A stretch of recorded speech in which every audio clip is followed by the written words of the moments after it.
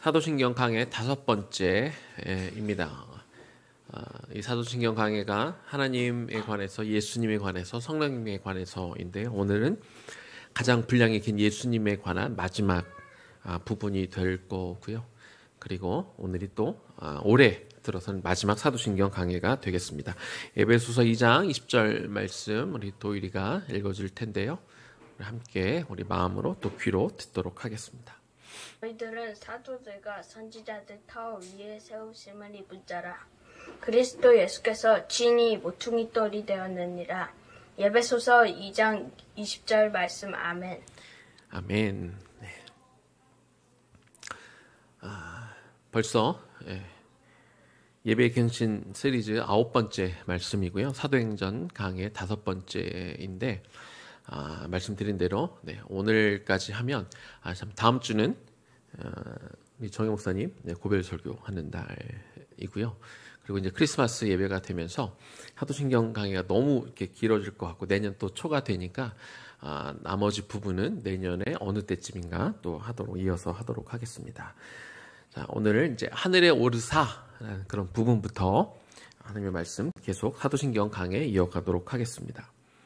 성경에는 많은 사람들이 예수님이 하늘로 올라가신 부분에 대해서 보았다고 그렇게 기록이 되어 있습니다. 예수님이 십자가에 달려 죽으시고 부활하시니 40일째 되는 날 하늘로 다시 올라가셨습니다. 그 사이에도 예수님이 여러 번 제자들에게 나타나셔서 자신이 부활하실 것에 대해서 부활하신 것을 증거하시기도 하시고 믿게 하셨고, 그리고 그 사이에 하나님 나라의 일에 대해서 이렇게 말씀해 주셨다가 이제 40일째 되는 날 제자들을 데리고 감람산 기슭에 가셔서 이제 그곳에서 하늘로 올라가시게 됩니다. 이 감람산 기슭에 있는 베다니라는 곳에서 예수님이 승천하셨는데요. 그 베다니는 누가 살던 동네죠? 예수님이 사랑하셨던 마르다, 마리아, 그리고 나사로의 고향이기도 하고, 마리아는 몰랐겠지만 예수님이 죽기 전에 미리 장사를 위해서 향유를 부음받은 그런 동네이기도 합니다. 또 십자가 구속 사역을 위해서 예수님이 이제 왕으로서 나귀를 타고 예루살렘 성전에 이제 입성하시는데, 역시 감람산 기슭에 있는 벳박의 마을에서 나귀를 얻어 타셔서 입성하셨던 곳, 그곳이 또한 감람산 근처가 되는 곳이죠. 이처럼 감람산은, 발음이 잘 안 되네요. 감람산은 대속 사역의 시작점이기도 하고, 그리고 하늘로 올라가시며 지상 사역을 마무리하셨던 그런 곳이기도 합니다. 사도행전 1장 9절 말씀을 보니까 이 말씀을 마치시고 그들이 보는데 올려져 가시니 구름이 그를 가리어 보이지 않게 하더라. 예수님이 승천하실 때 구름이 이렇게 몰려와서 예수님을 가리어 보이지 않게 하였다, 이렇게 기록하고 있습니다. 성경에서 구름이라는 단어가 나오면 대부분 하나님의 영광 혹은 하나님의 임재를 상징하는 단어입니다. 구름은 애굽의 군대가 이스라엘이 이렇게 도망갈 때 추격해 오는 것을 이제 하나님이 구름을 보내셔서 그 애굽 군대를 둘러싸게 해서 추격하지 못하도록 막아서기도 하셨고, 모세가 십계명을 받아 내려올 때, 그 시내산에서 그 율법을 받았을 때 구름이 시내산을 둘러싸기도 했고요. 그리고 성막을 완성하고 그렇게 처음으로 하나님 앞에 제사를 드릴 때 온 그 성막에 둘러싸기도 한 것이 구름입니다. 성경이 이렇게 둘러싸여 있을 때 성경은 뭐라고 기록하고 있냐면 하나님의 영광이 충만했다, 이렇게 기록하는 것을 볼 수 있습니다. 그렇다면 예수님이 승천하실 때 그때도 구름이 몰려와 예수님을 이렇게 감쌌다라고 하는 것은요, 예수님이 사역을 마무리하시고 이제 영광스럽게 하늘로 올라가셨다. 그리고 이제 원래 구속 사역을 하시기 이전에 성자 하나님의 본체를 회복하시고 영광스럽게 하늘로 올라갔다라는 것을 의미하는 것이죠. 그렇다면 예수님의 승천은 우리 성도들에게 어떤 것을 가르쳐주고 있을까요? 예수님의 승천은요, 예수 그리스도의 신분이 어떤 것인지를 우리에게 명확하게 가르쳐 주고 있습니다. 예수님이 단순한 인간이 아니라 하늘로 올려지신 원래 하나님이셨다라는 것을 증거해 주는 거죠. 누가복음 24장 52절 말씀에 이런 말씀이 있습니다. 그들이 그에게 경배하고, 그들은 제자들을 말합니다. 그는 예수님을 의미하죠. 제자들이 예수님께 경배하고 큰 기쁨으로 예루살렘에 돌아가. 자, 승천하신 예수님을 경배했다. 제자들이 경배했다는 단어는 여기에서 처음 등장합니다. 이거는요, 유대인들에게 굉장히 파격적인 일입니다. 예수님을 경배하는 게 왜 이게 파격적인 일일까요? 유대인에게 있어서 그들이 지켰던 10계명 중에 첫 번째 계명, 두 번째 계명이 뭔지 여러분들 잘 아시죠? 여호와의 다른 신을 두면 안 되고 다른 우상에게 절하면 안 된다는 것이 그들이 모두가 다 중요했지만 철저하게 지켜야 했던 첫 번째 계명과 두 번째 계명입니다. 그런데 유대인들이었던 제자들이 예수님께 경배했다라는 건 둘 중에 하나입니다. 제자들이 예수님을 우상으로 숭배했다. 아니면 예수님을 곧 하나님으로 인정했다. 이게 되는 것이죠. 그러면 제자들이 예수님을 우상으로 숭배하고 경배했을까요? 그것은 아니잖아요. 예수님이 곧 하나님이심을 제자들이 깨달았기 때문에 비로소 물론 그동안 예수님을 따라가고 예수님한테 배우기는 했지만 예수님이 승천해서 하늘로 영광 중에 올라가실 때 처음으로 제자들이 예수님을 하나님으로서 인정하고 경배했다. 성경이 그렇게 기록하고 있는 것입니다. 이들은 10계명의 1계명과 2계명을 어긴 것이 아니라 오히려 잘 지킨 것이 되는 것이죠. 이처럼 예수 그리스도의 승천은 예수님이 곧 참 하나님이심을 보여주는 것이 되는 것입니다. 자, 오늘의 두 번째 구절은요. 전능하신 하나님 우편에 앉아 계시다가 이 말씀을 보도록 하겠습니다. 예수님은 부활하시고 승천하셔서 하나님의 우편에 앉아 계신다. 이렇게 기록이 되어 있습니다. 예수님께서 이 영광스러운 하나님의 우편에 앉아 계신다는 것은요. 성경의 여러 곳에 기록이 되어 있는데 그중에 먼저 히브리서 12장 2절 말씀을 제가 읽어보겠습니다. 믿음의 주여 또 온전케 하시는 이인 예수를 바라보자. 그는 그 앞에 있는 기쁨을 위하여 십자가를 참으사 부끄러움을 개의치 아니하시더니 하나님 보좌 우편에 앉으셨느니라. 하나님 보좌 우편에 앉아 계셨다라고 기록이 되어 있는데요. 이 이야기를 단순하게 하나님의 진짜 오른쪽에 있었다라는 그런 의미는 아닙니다. 하나님이 영적인 존재이기 때문에 사실 앞뒤 좌우라는 그런 개념이 있을 수는 없습니다. 하나님 우편이란 의미는 예수님이 하나님과 동등된 신분과 영광과 지위를 가지고 계신다. 이렇게 관용적인 표현으로 여러분들이 이해하시면 됩니다. 자, 그러면 예수님이 이런 동등된 신분과 지위를 가지고 하나님의 우편에 앉아 계신다고 이렇게 기록이 되어 있는데 그러면 주님은 그 우편에 그 보좌에 계시면서 뭘 하고 계실까요? 첫 번째, 예수님은 왕으로서 우주와 인류의 역사를 통치하고 계십니다. 예수님이 지상을 떠나 하나님 나라로 가셨다는 것이 이제 더 이상 예수님이 이 세상 일과 끊어졌다. 이제 더 이상 관여하지 않는다. 그런 의미는 아닙니다. 오히려 이제 예수님께서 본래의 위치로 돌아가셔서 원래 당신의 고유한 업무, 성자 하나님으로서 이 세상 만물을 다스리고 통치하시는 그 일을 감당하고 있는 것이죠. 누가복음 17장 21절 말씀입니다. 또 여기 있다 저기 있다고도 못하리니 하나님의 나라는 너희 안에 있느니라. 예수님이 승천하셔서 이제 하나님 나라에 올라가신 것은 맞지만 그래서 더 이상의 육신의 모습으로 계시지 않기 때문에 성도들이 더 이상 예수님을 만나지 못하는 것은 아닙니다. 하나님의 나라는 1차적으로 어떤 장소적인 의미가 아니라 성경에서 이 나라는 개념은 항상 통치의 개념이기 때문에 그래서 하나님의 통치를 인정하고 예수님의 다스림, 예수님이 나의 왕으로서 나를 여전히 통치한다고 믿는 사람들의 마음에 하나님의 나라가 임하는 것이죠. 그래서 하나님이 이제 승천하셔서 하나님 우편에 계시기 때문에 우리가 예수님을 더 이상 못 만나는 것이 아니라 우리 마음 가운데 예수님을 나의 왕으로 인정하고 주의 주권을 인정하고 내가 주의 통치를 받겠다고 할 때 그 왕이신 예수님을 나의 마음 가운데 내가 하나님 나라가 임해서 내가 그분의 통치를 받으며 그분을 만날 수 있게 되는 것입니다.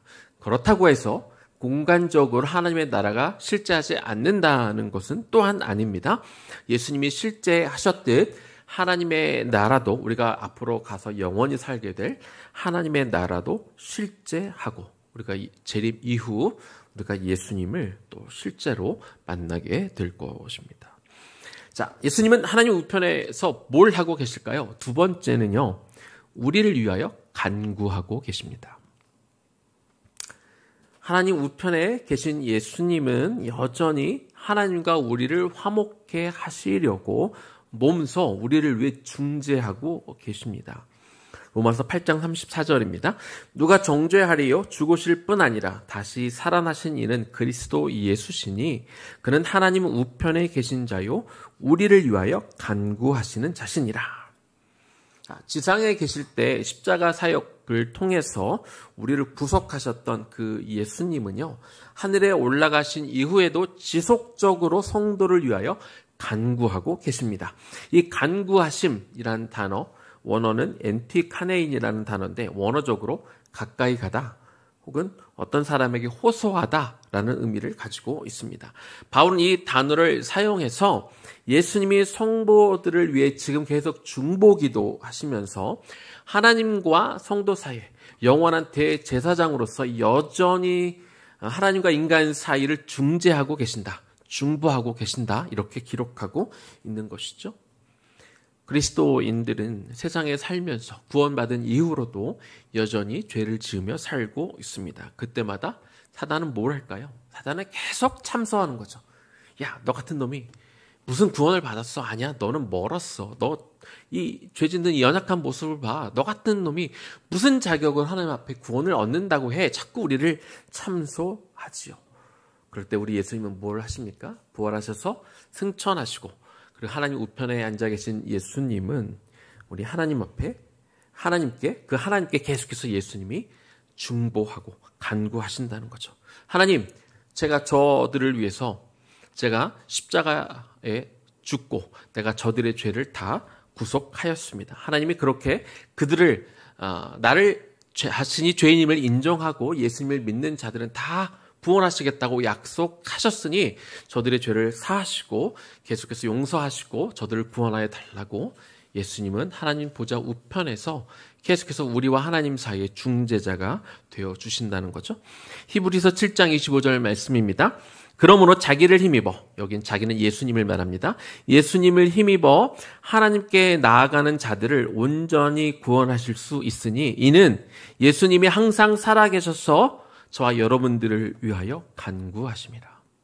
지금도 예수님은 하늘 보좌 가운데 계시면서 저와 하나님 사이에 그 간격, 그 죄 때문에 있을 간격을 중보하심을 통해 계속해서 메우시고 여전히 우리가 구원받은 자임을 확증하고 보증하고 계시는 것입니다.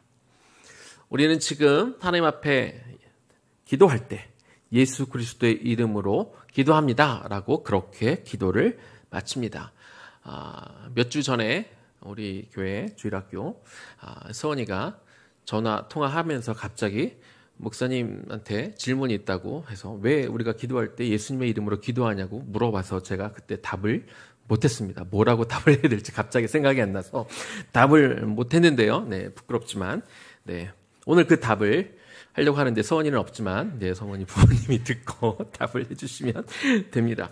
자, 우리가 예수님의 이름으로 기도합니다라고 하는 것은요, 예수님이 우리의 중보자가 여전히 우리의 중보자가 되시고 우리를 위해서 간구하시기 때문에 그렇습니다. 우리가 하나님 앞에 기도할 때 우리가 기도를 드리는 우리의 내용도 마찬가지고 우리의 자세와 태도, 이것이 하나님 마음에 합치될 수 있도록 하나님께 합당한 기도를 올려드릴 수 있도록 나의 기도를 주님께서 하나님 사이에 중재자가 되시고 나를 위해 간구하시도록 우리가 예수 그리스도의 이름으로 기도하는 것이죠. 예수님은 하나님의 우편에서 무엇을 하고 계실까요? 세 번째는요, 성도를 격려하고 계십니다. 하나님의 우편에 계신 예수님은 우리를 여전히 지켜보고 계시고, 우리를 도우시고, 우리를 중재하시고, 우리를 사랑하시기 때문에 우리를 고아와 같이 내버려 두지 않습니다. 예수님은 스데반이 유대인의 돌팔마에 맞아 순교를 할 때 그 자리에 서셨다. 하늘 보좌에서 서셨다. 이렇게 성경이 기록하고 있습니다. 사도행전 7장 55절과 56절 말씀인데요. 스데반이 성령 충만하여 하늘을 우러러 주목하여 하나님의 영광과 및 예수께서 하나님 우편에 서신 것을 보고 말하되 보라 하늘이 열리고 인자가 하나님 우편에 서신 것을 보노라 한대. 이 말씀을 읽으면서 너무 참 감동이 됐습니다. 일반적으로 우편에 하나님 보좌 우편에 앉아 계신다라고 표현하는데 이 부분에서만큼은 예수님이 서셨다. 하늘 보좌에 서셨다. 이렇게 기록하고 있습니다. 예수 그리스도가 그냥 나는 이제 하늘로 올라갔으니까 이 땅에 난 상관없다고 상관없이 그냥 방관하고 쳐다보시는 것이 아니라, 비록 우리는 그런 어려운 상황에 예수님이 개입하셔서 그를 살려주셔야 되는 것 아닙니까? 라고 말할 수 있고, 그냥 돌에 맞아 죽는 것을 예수님이 방관하셨다고 우리는 그렇게 속상해할 수 있습니다. 그러나 예수님은 방관하고 계신 것이 아니라 앉아 계셨다가, 이게 꼭 그 말 문자 그대로 앉았다 섰는지는 모르겠지만 서 계셨다라는 것은 그 장면을 주목하고 계셨다는 거죠. 뭘 하면서 주목하고 계셨을까요? 우리가 하나님의 섭리와 계획은 다 알 수 없지만 우리가 원하는 것은 어떻게든 그 스데반이 살았으면 좋겠지만 예수 그리스도의 계획과 뜻은 거기서 그를 살려두는 것이 아니라 순교당하는 그 마지막 순간까지 끝까지 그 믿음을 지키도록 예수님이 응원하고 지키셨다는 거죠. 예수님이 하늘 보좌에서 지금 그것을 하고 계신다는 거예요. 때로 내가 원하고 바라는 것들이 즉시 이루어지지 않을 수 있지만 그렇다 할지라도 그 순간에도 우리가 하나님에 대한 신뢰와 믿음을 저버리지 않도록 그 순간에 그냥 앉아서 방관하시는 것이 아니라 자리에 일어나서 우리를 주목하여 보시며 우리가 그 순간을 이겨낼 수 있도록 끝까지 신앙을 지켜내도록 우리를 격려하고 있다는 것입니다. 요한복음 14장 18절 말씀입니다. 내가 너희를 고아와 같이 버려두지 아니하고 너희에게로 오리라. 예수님은 하늘로 승천하신 이후 우리를 여전히 왕으로서 통치하시면서 우리를 위해 중보하시고 또 우리를 격려하시고 있는 것입니다. 우리가 하나님의 말씀대로 끝까지 살려고 애쓰며 나아갈 때 예수님은 우리를 방치해 두시는 것이 아니라 저와 여러분들을 끝까지 격려하고 지켜보고 계시고 중보하고 있다는 것들을 여러분들 꼭 기억하시기를 축복합니다. 마지막 부분입니다. 산자와 죽은 자를 심판하러 오시리라. 예수님은 산자와 죽은 자를 심판하러 이 땅에 다시 오실 것입니다. 하늘에 올라가신 예수님께서 다시 오신다라는 거, 이것은요 신학적으로 재림이라고 합니다. 성경에는 예수님이 다시 오신다라는 말씀이 굉장히 많이 기록이 되어 있습니다. 구약의 선지자들과 신약의 사도들까지 포함해서 예수님이 다시 오실 것에 대해 약 1000번 정도가 기록이 되어 있고 신약 성경에서만 318번이 기록이 되어 있습니다. 예수님이 이 땅에 다시 오시는 가장 큰 이유는 세상을 심판하시기 위해서입니다. 그리고 그 심판은 산자와 죽은 자 모두를 위한 심판입니다. 예수님이 오시면 가장 먼저 무엇을 하시냐면 마귀를 심판합니다. 히브리서 2장 14절입니다. 자녀들은 혈과 육에 속하였음에 그도 또한 같은 모양으로 혈과 육을 함께 지니심은 죽음을 통하여 죽음의 세력을 잡은 자 곧 마귀를 멸하시며 그동안 어떻게든 성도들을 정죄하고 넘어뜨리고 이 공승 권세를 잡은 기간 동안 어떻게든 하나님과 멀어지려 했던 그 사단의 모든 권세가 이제 한꺼번에 다 무너지게 되는 것이죠. 예수님께서 다시 오시면 또한 우리의 행위가 심판의 대상이 됩니다. 요한계시록 2장 23절입니다. 또 내가 사망으로 그의 자녀를 죽이리니 모든 교회가 나는 사람의 뜻과 마음을 살피는 자인 줄 알지라. 내가 너희 각 사람의 행위대로 갚아주리라. 우리 행위를 심판하신다 말씀하고 있습니다. 예수님이 오시면 우리 행위뿐만이 아니라 우리가 내뱉은 모든 언어도 심판의 대상이 됩니다. 마태복음 12장 36절과 37절 말씀인데요. 내가 너에게 이르노니 사람이 무슨 무익한 말을 하든지 심판날에 이에 대하여 신문을 받으리니 너의 말로 의롭다함을 받고 너의 말로 정죄함을 받으리라. 그 심판의 날 우리의 행위와 우리가 말한 것들은 심판의 대상이 됩니다. 그러나 심판의 날에 예수 그리스도를 이미 영접하고 하나님의 자녀가 된 사람들에게는 심판날이 새로운 시작이 될 것입니다. 왜냐하면 믿는 자들에게는 정죄의 심판이 아니라 상급을 위한 심판의 날이 될 것이기 때문에 그렇습니다. 그러나 주님을 끝까지 거부한 자들에게는 멸망의 심판의 날, 저주의 날이 될 것입니다. 지금 우리 주변을 보면 예수 믿지 않는 사람들이, 교회를 다니지 않는 사람들이, 하나님을 저주하는 자들이, 하나님을 거부하는 자들이 오히려 더 잘 사는 것 같습니다. 남을 짓밟아 가면서도 잘 되는 것 같고 그 사람들이 더 부귀영화를 다 누리는 것 같습니다. 그렇기 때문에 하나님의 심판의 날은 반드시 올 것이고, 그리고 그들이 누렸던 이 모든 것에 대해서 하나님은 철저하고 세세하게 심판하는 날이 올 것입니다. 따라서 우리는 그들을 바라보며 그들을 부러워할 이유가 없습니다. 그러면 우리는 어떤 자세로 예수님의 재림을 준비해야 하겠습니까? 첫 번째, 우리는 주님의 재림을 늘 대비해야 합니다. 주의 재림을 기다리는 성도들에게 누가복음 12장은 이렇게 말하고 있습니다. 누가복음 12장 36절입니다. 너희는 마치 그 주인이 혼인집에서 돌아와 문을 두드리면 곧 열어주려고 기다리는 사람과 같이 되라. 마지막 재림 때 예수님이 오시면 지금이라도 당장 예수님을 맞이할 준비를 하라. 이런 의미가 되는 것입니다. 예수님의 재림이 그냥 멀리 있다고 막연하게 생각하지 마시기 바랍니다. 성경은 저와 여러분에게 분명히 경고하고 있습니다. 예수님이 문을 두드리면 곧바로 열어줄 준비가 되어 있어라.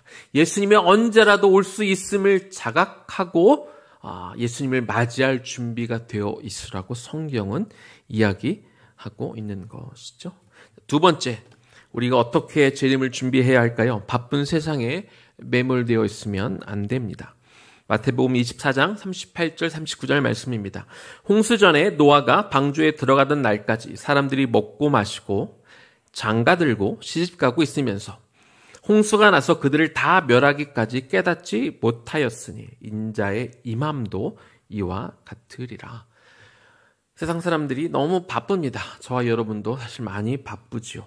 돈 버느라, 자기가 원하는 것들을 이루느라 너무 바쁩니다. 그런데 자기 일하는 게 너무 바빠서, 돈 버는데 너무 우리가 몰입이 되어 있어서 세상 일에만 다 우리의 모든 에너지와 모든 시간, 우리 힘을 다 올인하고 있으면 나를 위한 하나님의 계획, 목적, 비전 이런 것들을 놓치며 살기 쉽습니다.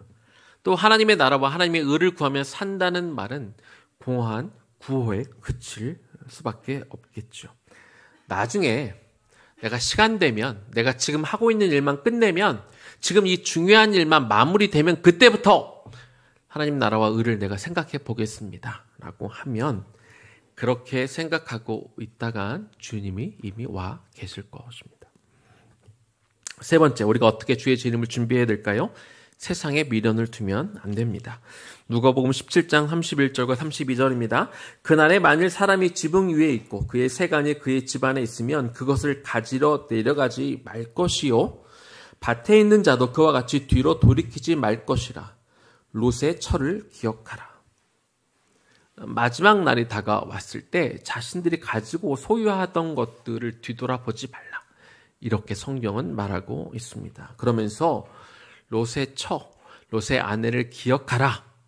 이렇게 저와 여러분에게 말씀해 주고 있습니다. 롯의 아내는 하나님이 이 세상을 불로 멸망하고 심판하는 그 와중에도, 지금 불덩이가 막 내려서 뒤에 온통 다 불타고 있는 와중에도 그곳에 미련을 두고 뒤를 돌아보았다가 소금 기둥이 되었습니다. 롯의 아내만 그랬을까요? 참 사람들 안에는요, 죽는 순간까지 내가 갖고 있던 그 욕심, 탐심을 내려놓는 게 참 쉬운 일이 아닙니다. 내가 하나님도 사랑하는데 내가 여전히 이 세상의 것에 대한 미련과 욕심이 남아 있다면, 그러면 우리는 롯의 아내를 기억해야 합니다. 나도 롯의 아내처럼 마지막 순간까지 이 땅에 썩어질 것들을 붙들고 있느라 하늘의 그 영원한 것들을 놓치고 있지는 않은지, 내 몸 본 모습, 내 안에 어떤 마음이 담겨져 있는지 점검해 보아야 할 것입니다. 이제 말씀을 마무리하겠습니다. 마태복음 25장 3절과 4절 말씀입니다. 슬기로운 5 처녀에 대한 말씀인데요. 미련한 자들은 등을 가지되 기름을 가지지 아니하고 슬기 있는 자들은 그릇에 기름을 담아 등과 함께 가져갔더니. 예수님이 다시 오실 때 우리는 이 비유처럼, 슬기로운 비유처럼 신랑을 기다리는 처녀들처럼 예수님을 우리가 맞이할 준비를 하고 있어야 됩니다. 근데 무엇이 준비되어져 있어야 되냐면, 첫 번째는 등입니다. 등은 예수 그리스도를 아는 지식, 진리, 복음의 진리를 의미하지요. 우리는 그것들을 이미 다 알고 있습니다. 그래서 등만 준비하면 되는 것이 아닙니다. 등이 계속해서 빛을 낼 수 있도록 기름이 준비되어 있어야 됩니다. 여러분들은 기름이 어떻게 추출되는지 아십니까? 올리브 기름이건 그게 참기름이건 그 열매들, 올리브나 그 참깨를 완전히 쥐어 짜낼 때 그 속에 가장 깊은 곳에서 그때 기름이 나오게 됩니다. 예수님이 겟세마네 동산에서 마지막으로 기도를 하셨는데요. 그 겟세마네라는 단어의 의미가 쥐어짜다라는 의미를 가지고 있습니다. 예수님이 그 마지막으로 그 동산에 올라서 모든 것들 쥐어짜는 그 심정으로 기도했을 때 할 수만 있거든 이 잔을 옮겨달라는 말을 다시 접으시고 내 원대로 마옵시고 아버지 뜻대로 하옵소서, 그렇게 고백할 수 있었습니다. 예수님의 뼈가 으스러지고 살이 뜯어지는 과정 속에 영원한 생명을 주는 그 피가, 그 보혈이 흘러내릴 수 있었습니다. 기름은 영을 상징합니다. 그런데 그 기름은 가장 깊은 곳에서부터 나옵니다. 그것이 참기름이건 해바라기 기름이건 포도씨 기름이건 올리브 기름이건 다 마찬가지입니다. 그 씨를 완전히 압축할 때, 완전히 으스러 버릴 때, 짓누를 때 그 가장 깊은 곳 안에서 비로소 기름이 흘러 나오는 것이죠. 내가 가지고 있는 세상의 틀, 나만의 생각, 나의 욕심, 나의 가치관, 내가 꿈꾸는 것들, 이런 것들을 완전히 으깨버릴 때, 다 부수어질 때 비로소 그 안에서 영적인 것이 흘러나오는 것이죠. 저절로, 영적인 것들이 저절로 내 안에서 나오는 것이 아니에요. 그 씨를 완전히 으깰 때 그 속에서 비로소 기름이 한 방울이 나오는 것처럼 내 육적인 것들, 내 세상적인 것들, 내 욕심들, 이런 것들을 완전히 으깰 때 비로소 내 안에서 영적인 것들이 나올 수 있다는 겁니다. 그 과정이 고통스러워도, 그 과정이 너무나 힘들어도 이런 과정을 거치지 않으면 이 육적인 내 안에서 영적인 것들이 흘러나올 수가 없다는 것이죠. 내가 그냥 예배 참석하고 교회 출석하고 내가 봉사조금만 한다고 그래서 내 안에서 영적인 것들이 저절로 나올 수 없다는 것입니다. 마태복음 오늘 이 본문이 있는 25장 9절에 보면 슬기로운 5 처녀가 미련한 5 처녀에게 마지막으로 이야기합니다. 기름을 사라! 그렇게 이야기합니다. 산다는 것은 대가를 지불한다는 의미입니다. 그런데 그 시기가 중요해요. 대가를 지불하는 시기가 중요합니다. 그 사는 시기가 중요해요. 슬기로운 처녀들은 미리 샀습니다. 미리 그 기름을 샀어요. 미리 그 대가를 치루었던 거예요. 미리 그 안에서 영적인 것들이 흘러나올 수 있도록 평소에 계속해서 내 육적인 생각들을 죽이고 내 육의 자아를 어떻게든 죽이고 사도 바울이 그랬던 것처럼 날마다 나를 죽이더라 말했던 것처럼 그렇게 내 안에 끊임없이 들어오는 어떤 세상적인 것들, 내 욕심, 욕망, 내 탐심, 이것들을 어떻게든 으깨어 그 기름을 준비했던 것이죠. 이런 깊은 영성은 우리가 속성으로 잠깐 공부 좀 해서, 잠깐 성경 공부해서 얻어낼 수 있는 게 아닙니다. 평소에 하나님 앞에 철저히 나와 무릎 꿇어 기도함으로 하나하나의 예배를 소중히 여기며 깊이 하나님 앞에 예배할 때 우리가 말씀을 깊이 상고하는 그 모든 순간이 합쳐져 우리 안에 그 영적인 그 기름들이 나오게 되는 것입니다. 사랑하는 여러분, 재림은 반드시 올 것입니다. 예수님은 올라가신 그대로 다시 내려오시겠다고 약속하셨습니다. 사도행전 1장 11절입니다. 이르되 갈릴리 사람들아 어찌하여 서서 하늘을 쳐다보느냐? 너희 가운데서 하늘로 올려지신 이 예수는 하늘로 가심을 본 그대로 오시리라.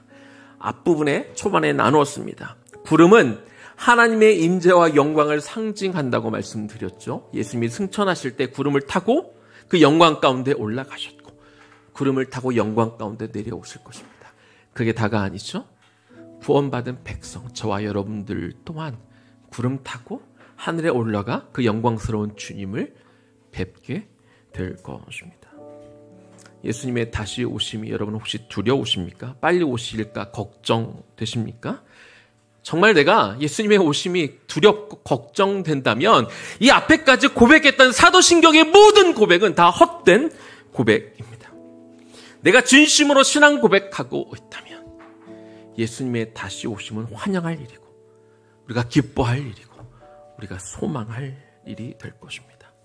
예수님이 영광 중에 구름 타고 오실 때 내가 영광 가운데 하늘로 올라가 예수 그리스도를 다시 배웁기를 소망하십시오. 그날을 사모함으로 그렇게 지금은 내 안에 나의 가장 깊은 곳에서 그 영적인 그 기름이 나올 수 있도록 그렇게 준비되어지고 그렇게 대가를 치르며 살아가는 저와 여러분들 되기를 주님의 이름으로 간절히 축원합니다. 오늘 말씀을 기억하며 우리 좀 찬양했으면 좋겠습니다. 영광의 주님, 영광의 주님이 구름 타고 오실 텐데 우리도 그 영광된 주님을 맞이하길 소원하는 마음으로 이 찬양을 올려드립니다. 영광의 주님 찬양하세요.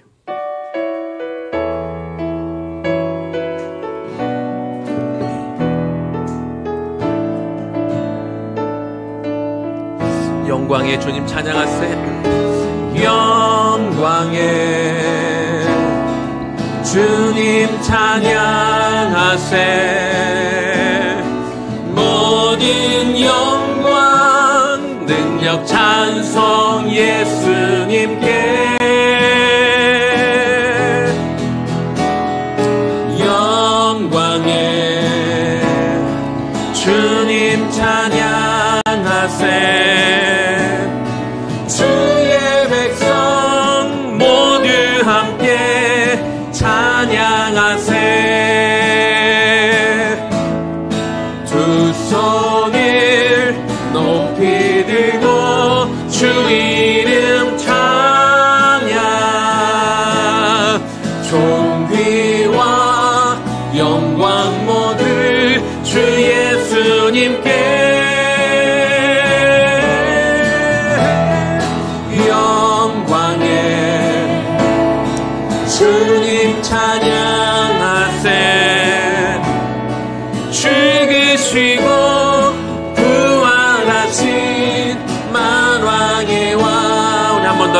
찬양할까요? 영광의 주님 찬양하세. 영광의 주님 찬양하세. 모든 영광 능력 찬송 예수님께. 영광의 주님 찬양하세. 주의 백성 모두 함께 찬양하세. 두 손을 높이 들고, 두 손을 높이 들고 주 이름 찬양. 존귀와 영광 모두 주 예수님께. 영광의 주님 찬양하세. 죽으시고 부활하신 만왕의 왕. 두 손을 높이 들고, 두 손을 높이 들고 주 이름 찬양. 존귀와 영광 모두 주 예수님께. 영광의 주님 찬양하세.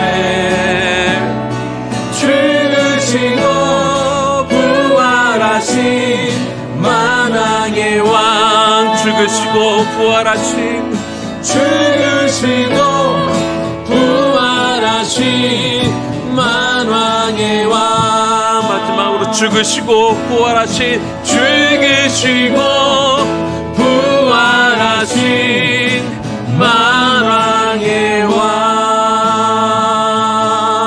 우리 같이 한번 기도하면 좋겠습니다.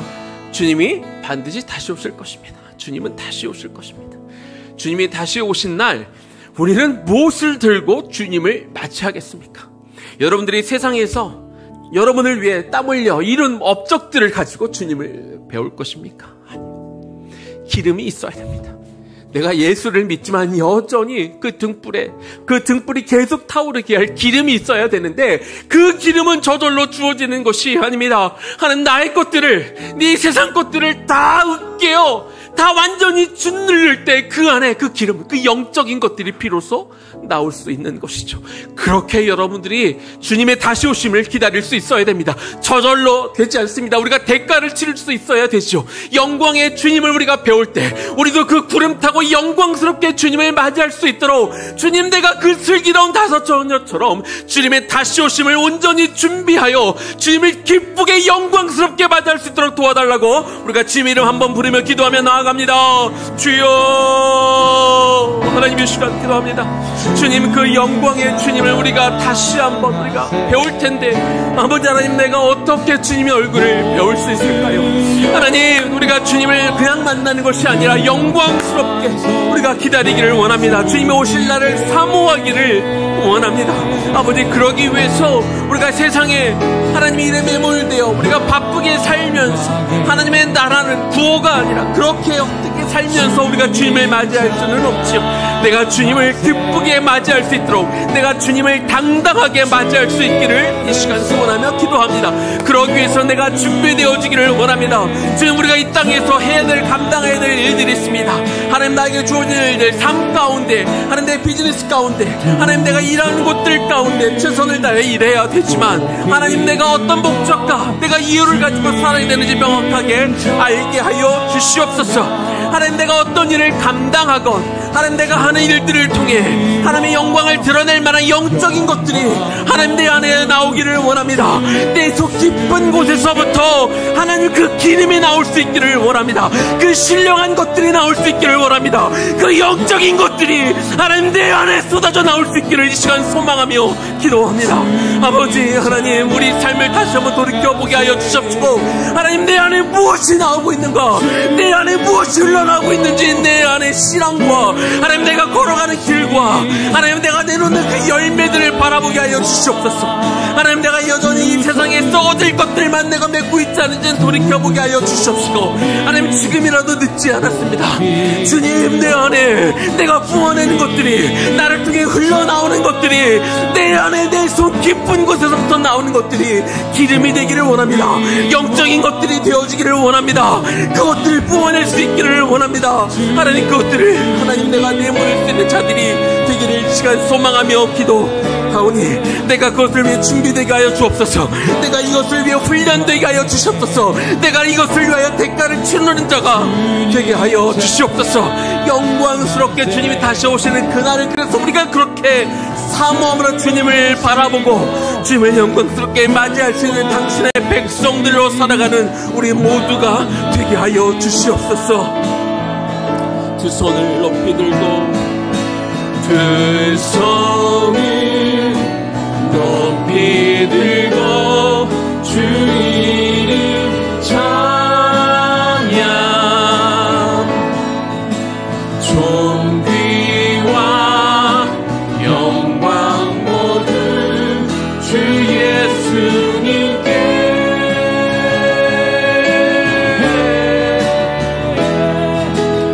영광의 주님 찬양하세. 죽으시고 부활하신 만왕의 왕, 죽으시고 부활하신, 죽으시고 부활하신 만왕의 왕. 마지막으로 죽으시고 부활하신 만왕의 왕. 죽으시고 부활하신 만왕의 왕.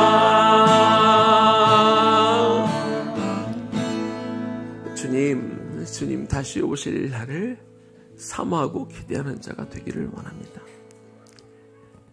주님을 믿는 자라면, 주님을 정말 사랑하는 자라면, 주님이 너무 좋으니까, 주님이 너무 보고 싶으니까, 주님을 너무 사랑하니까 주님 다시 오실 날도 우리가 사모하는 것이겠죠. 힘들어서, 사는 게 버거워서, 빨리 인생 끝났으면 좋겠어서 그래서 주님을 사모하는 것이 아니라,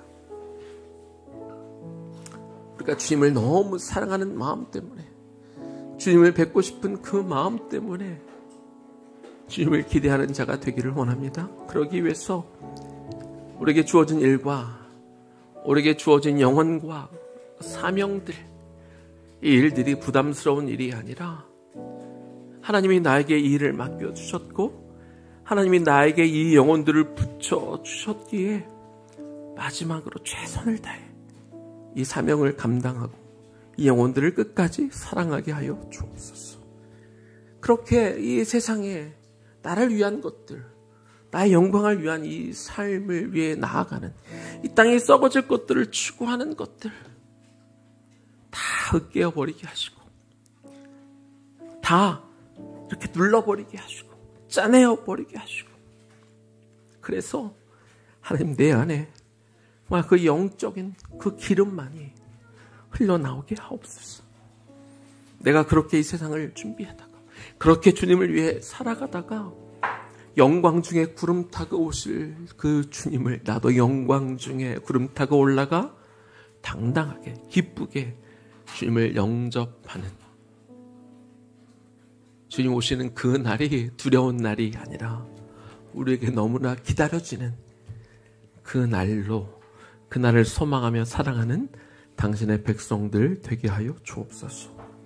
이제는 우리 주 예수 그리스도의 은혜와 하나님 아버지의 극진하신 사랑하심과 성령님의 감동 감화하심과 그 교통 역사하심이 예수 그리스도의 다시 오심을 우리가 믿기에 그날을 소망하며 기대하며 준비하기 위해서 하나님 내 안에 썩어질 것들을 쥐어 짜내요. 영적인 것들을 뽑아내며 그렇게 주님을 위해 살아가 영광스러운 그 주님 뵙기를 사모하는 당신의 온 성도들 머리 위에 그리고 우리의 다음 세대 머리 위에 지금부터 영원까지 충만하게 거하시기를 간절히 축원하옵나이다. 아멘.